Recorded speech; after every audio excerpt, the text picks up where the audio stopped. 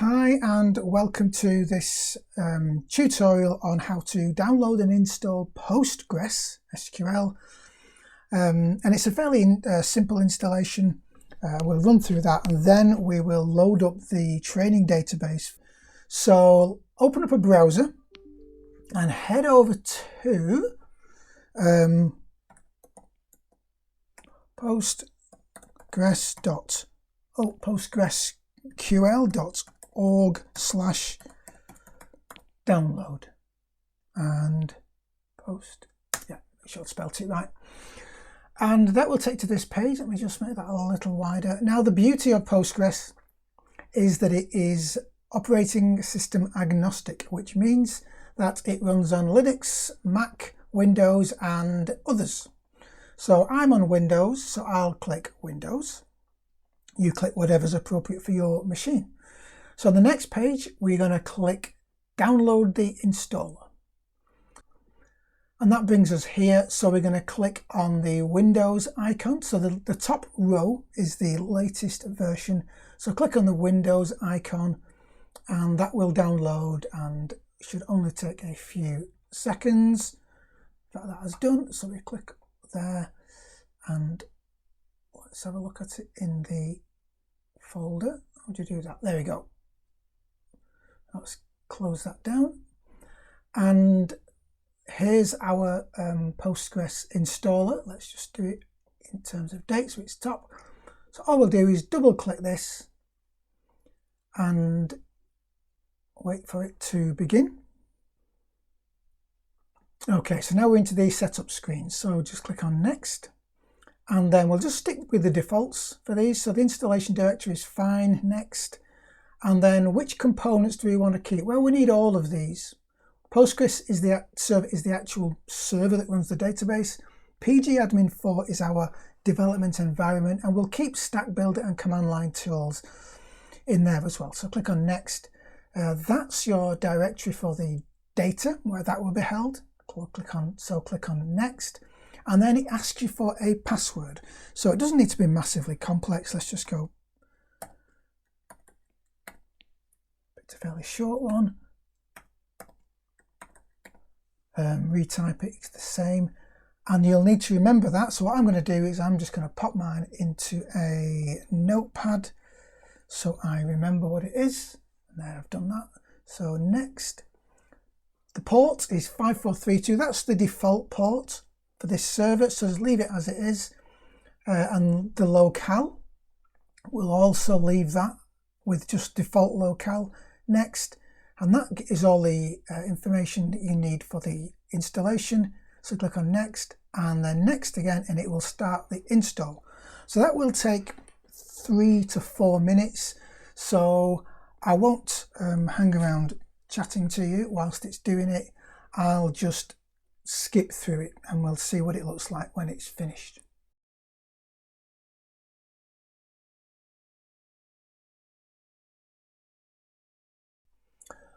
Okay, so that has completed. It actually took 5.5, almost 6 minutes.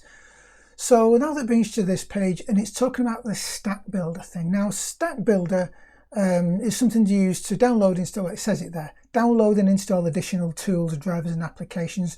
We don't actually need it right now, but let me show you what this next page looks like. So we'll keep it ticked, click on finish, and then it says to select the installation you're installing software for from the list below. And there's only one thing, and it's that current installation. So you would click that and then go through next and do whatever follows. But we don't need it. So we'll just click cancel, yes to that confirmation, and it's done. So now it's all set up. You need to go to your Windows icon and scroll down to PostgreSql. It's just outside the view of that screen, unfortunately. But us under P, PostgreSql. And what you want is this pgadmin4, and that is the development environment that we'll be working in. So click that and it will open up. Now it takes a few minutes, well, a few moments to open up, maybe 30 seconds. But while it's doing that, I want you to go to the email you received when you first joined, and the one about installing Postgres, and there's a file attachment on there, and the file is called, if you just give me a moment, it's called 5-day get ahead build db Postgres. So you'll need that file. In fact, because I'm on a remote machine, I'm going to copy that file into here. I'll put it in my downloads, why not? Okay, so that's there. So this is the PG admin screen, what it looks like. Let me just make it a little bigger. Put that to the side, slightly behind. So what you're going to do is you're going to click on servers, and it's going to ask you for that password. So for me, it was this. I'm going to click save password, so you don't need to do it every time, and click OK. And now we're in. So under servers, you've got Postgres 17.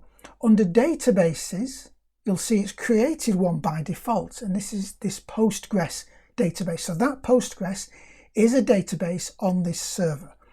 So what we'll do is ignore that, but go back to databases, right click and create database, and we need to give this database a name.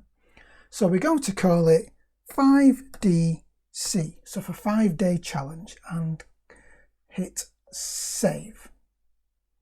So it's created a new database called 5DC. Now with that highlighted, I want you to click on this icon here that says query tool, and that will open up a blank query window here.